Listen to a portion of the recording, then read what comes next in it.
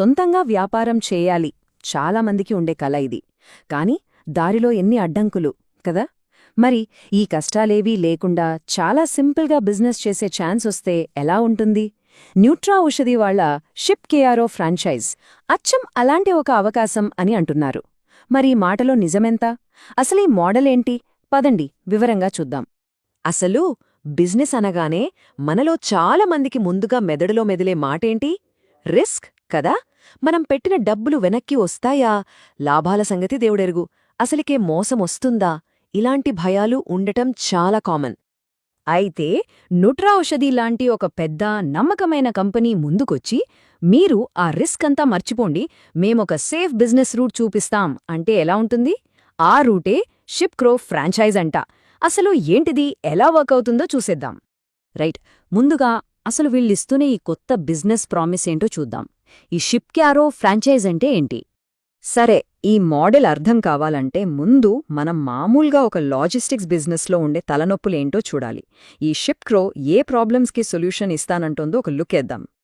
Okay, first problem delivery boys. అబ్బా, correct మనుషుల్ని వెతకడం ఒక ఎత్తైతే వాళ్ళకి జీతాలు, లీవులు, వాళ్ళు సరిగ్గా పనిచేస్తున్నారో లేదో చూసుకోవడం, అమ్మో, ఇదొక పెద్ద టాస్క్. ఇక రెండోది వెహికల్స్. వాటిని కొనాలి, మెయింటెనెన్స్ చూసుకోవాలి, పెట్రోల్ ఖర్చులు, ఇన్షూరెన్స్.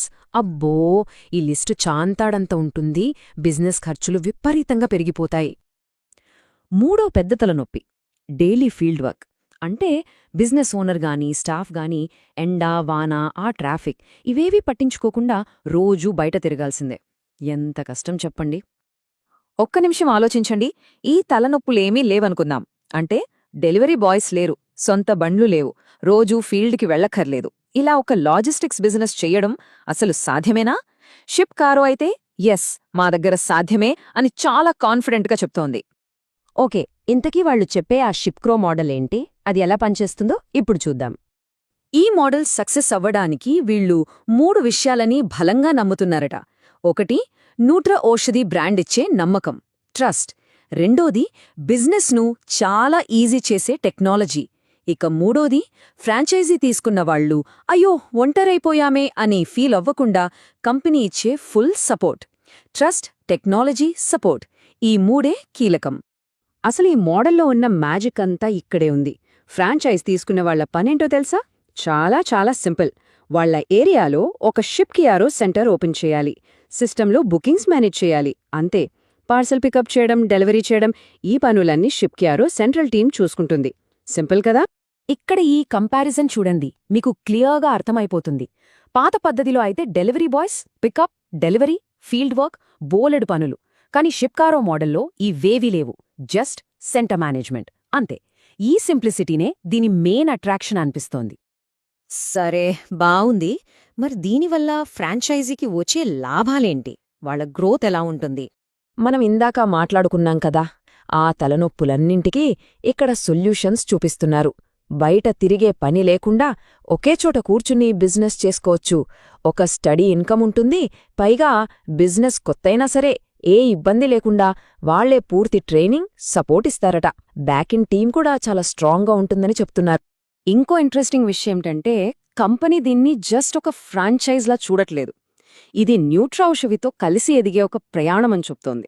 అంటే ఫ్రాంచైజీలను కేవలం ఇన్వెస్టర్స్లా కాకుండా లాంగ్ టర్మ్ పార్ట్నర్స్లా చూస్తున్నామని వాళ్లు చెప్పకనే చెప్తున్నారు. అన్నిటికన్నా ముఖ్యమైన పాయింట్కొచ్చాం, డబ్బులు. అసలు ఇన్కమ్ ఎలా వస్తుంది?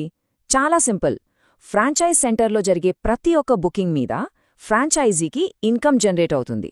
ఆ కమిషన్ పర్సెంటేజ్ ఎంత, ఎలా పంచుతారు అన్న డీటెయిల్స్ అయితే లేవుగాని ప్రతి ట్రాన్సాక్షన్ పైన ఆదాయం గ్యారంటీ అని మాత్రం క్లియర్గా చెప్తున్నారు.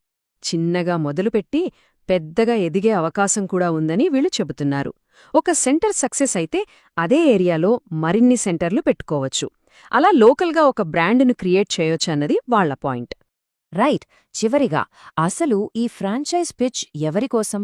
ఈ అవకాశం ఎవరికి కరెక్ట్గా సెట్ అవుతుంది? ఈ అవకాశం ఎవరికి బెస్ట్ సూట్ అవుతుందో చూస్తే వీళ్ళ టార్గెట్ ఆడియన్స్ ఎవరో క్లియర్గా తెలుస్తుంది. ఆల్రెడీ జాబ్ లేదా వేరే బిజినెస్ చేస్తూ సైడ్ ఇన్కమ్ కావాలనుకునేవాళ్లు, అలాగే కొత్తగా బిజినెస్లోకి రావాలి అనుకునేవాళ్లు, ముందే ఎక్స్పీరియన్స్ ఉండాలన్న రూలేం లేదు, సో ఎవరైనా ఈజీగా ఎంటర్ అవ్వొచ్చని చెబుతున్నారు. ఇక్కడ వీళ్ళు ఒక ఇంట్రెస్టింగ్ మార్కెటింగ్ ట్రిక్ ప్లే చేస్తున్నారు. ఒక్క ఏరియాకి ఒకే ఒక్క ఫ్రాంచైజ్ అంట. దీనివల్ల 2 లాభాలు. 1 కాంపిటీషన్ ఉండదు. 2 అయ్యో అవకాశం పోతుందేమో అని ఒక అర్జెన్సీ క్రియేట్ అవుతుంది. ఈ మొత్తం బిజినెస్ ఐడియాని ఒక్క స్లోగన్లో చెప్పాలంటే ఇదే: కేవలం సెంటర్ నడపండి, భారీగా సంపాదించండి. మనం ఇప్పటిదాకా మాట్లాడుకున్నదంతా ఒక్క వాక్యంలో చెప్పాలంటే డెలివరీ బాయ్గా ఉండొద్దు, బిజినెస్ ఓనర్ అవ్వండి. చూడండి, ఇది కేవలం డబ్బు సంపాదించడం గురించి మాత్రమే కాదు, ఒక ఐడెంటిటీ, ఒక స్టేటస్ చేంజ్ గురించి కూడా మాట్లాడుతోంది. మరి ఈ ప్రామిస్ ఎంతవరకు నిజమవుతుందన్నది ఎవరికి వాళ్ళు పూర్తిగా ఆలోచించుకుని తీసుకోవాల్సిన నిర్ణయం.